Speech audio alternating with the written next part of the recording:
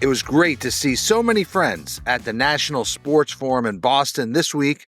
I'm looking forward to seeing many of you at SBJ's Tech Week in New York City next week. And a lot of you have asked when you can watch SBJ's new show, Inside the Industry. Well, it debuts today, Thursday at 9:30 on SBJ's YouTube channel. SBJ's Inside the Industry is our new monthly show in conjunction with Monumental Sports and Entertainment. This program is for both business executives and sports fans alike. We look at the business trends shaping sports.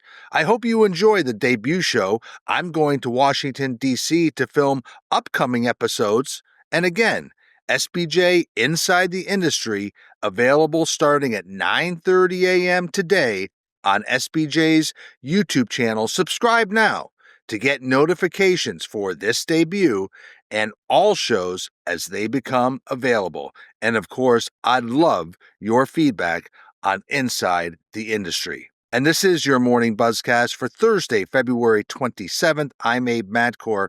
The big news in the NFL on Wednesday was the NFLPA's annual survey of working conditions for players.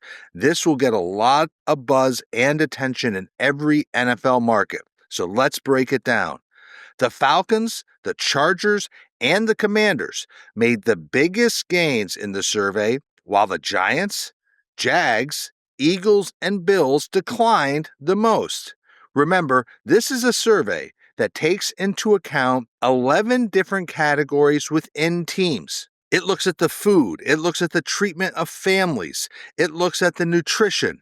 It looks at the locker room and training room and weight rooms. It also looks at the effectiveness of the head coach and the owner. So nearly 1,700 players completed this survey. For the second straight year, the Dolphins and the Vikings finished first and second. And those teams have been consistent in all three of the NFLPA surveys released so far. So Stephen Ross at the Dolphins and the Will family at the Vikings really score well. I talked about teams with big jumps. The Falcons saw a huge jump, up from 25th last year to 3rd overall. The Raiders went from 9th to 4th, and the Chargers, who opened a new team headquarters last summer, rose from 30th to 5th. Another big jump, the Commanders. They were in last place last year, and they rose to 11th overall under new owner Josh Harris. So who were the bottom 5 teams? Well, the Steelers were at 28, the Jets were at 29, the Browns were at 30, the Patriots at 31, and the Cardinals at 32. We'll get more into that. In terms of coaches, Commanders' first-year head coach Dan Quinn was the top-rated coach on the list. Another first-year head coach, the Falcons' Raheem Morris, was number 2. Here's what I looked at: ownership. Owners were again ranked for their perceived willingness to invest in team facilities and their commitment to success and team culture. So the owners that were seen as most willing to invest in facilities: Stephen Ross, Ziggy Wilf, Arthur Blank, Greg Penner from the Broncos, and the Chargers' Dean Spanos. The bottom 5 in that category: Robert Kraft, David Tepper, Art Rooney II, Michael Bidwell, and Woody Johnson. Owners were rated by their positive contributions to team culture. Top 5, Stephen Ross, Arthur Blank, Ziggy Wilf, Josh Harris, Greg Penner.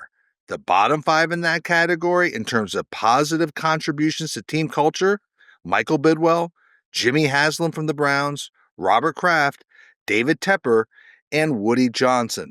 This was very interesting. The top 5 owners seen as most committed to building a competitive team. Again, Stephen Ross, number 1, Arthur Blank, number 2, Ziggy Wilf, number 3, Josh Harris, number 4, Greg Penner, number 5. The bottom 5, Mike Brown, Jimmy Haslam, Robert Kraft, Woody Johnson, and David Tepper. So again, a lot here, a lot to discuss, a lot to dig into. Players look at these surveys, fans look at these surveys, and it's certainly fodder for local sports talk radio. And they do these surveys to get reaction. Look at this. The Arizona Cardinals said they are planning to invest roughly $100 million to build a new training facility at the team's current location after they received these low marks. Meanwhile, the Patriots had already committed $50 million to invest in a new training facility, which broke ground in December and is expected to open next year in 26. So these surveys and making them public are doing what the Players Association wanted it to do: expose challenges and result in tangible changes and improvements. And that's what it seems to be doing. Let's move on. The LPGA Tour looking for a new commissioner, and a familiar name is starting to emerge. Former Pac-12 commissioner and WTA Tour chair Larry Scott is in the mix. He has expressed interest in the position, and now Annika Sorenstam is throwing her support behind Larry Scott. She has a big voice within the LPGA, and she believes Larry Scott has great relations with sponsors and the gravitas to command respect. Larry Scott's post at the Pac-12 ended in 2021. After 12 years, he ran the conference. He was a very progressive thinker, but he didn't escape criticism from athletic directors who felt he was too removed from their day-to-day challenges on campus. He was also criticized over the development of the Pac-12 networks. Now, before joining the Pac-12, he was chairman and CEO of the WTA Tour for 6 years. So, the LPGA Tour and search firm Elevate Talent are looking for a new commissioner. They've released a candidate brief. As far as prior experience, they are looking for someone ideally within an aligned sector of sports, media, or a consumer-facing global enterprise. So no compensation for the role was listed, and no timeline was given to name any potential successor to Molly Marcoux Samaan, who stepped down from her role as LPGA commissioner earlier this year. So bottom line, Larry Scott in the mix, but I'm sure this process will take a little bit of time. You know, we are getting more and more information about how colleges and institutions plan to distribute their revenue sharing after the House settlement. And the latest is from the University of Georgia, where its athletic department is planning to pay football players at least $13.5 million of the $20.5 million in revenue sharing this upcoming year. So it's a similar proportion to what we've seen from other schools: 75% to football players, 15% for men's basketball, 5% for women's basketball, 5% to other sports.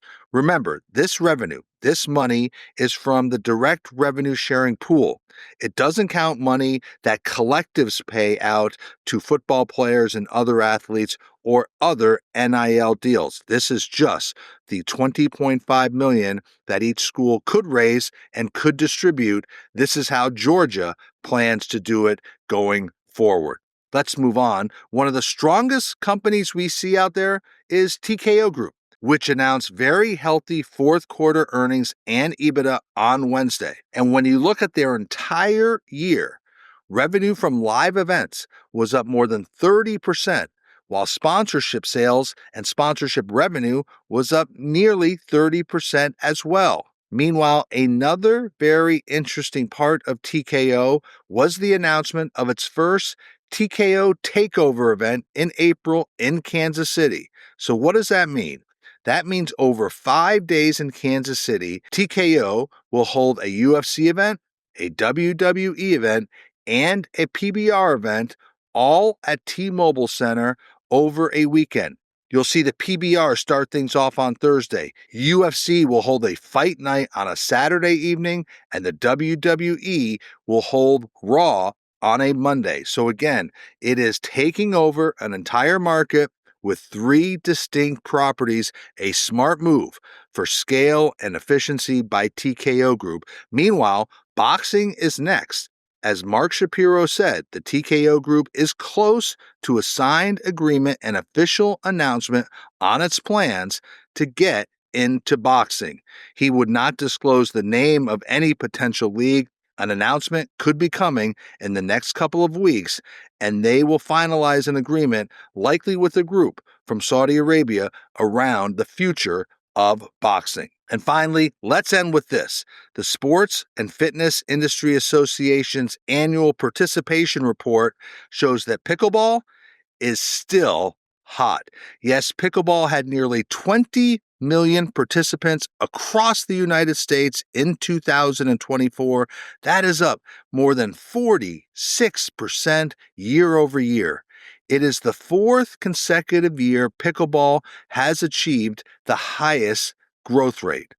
And overall, racket sports, which I've touted on the Buzzcast, are up 10%. But of course, most of that is driven by pickleball. Yes, tennis is seeing growth, but it's pickle that is driving these numbers.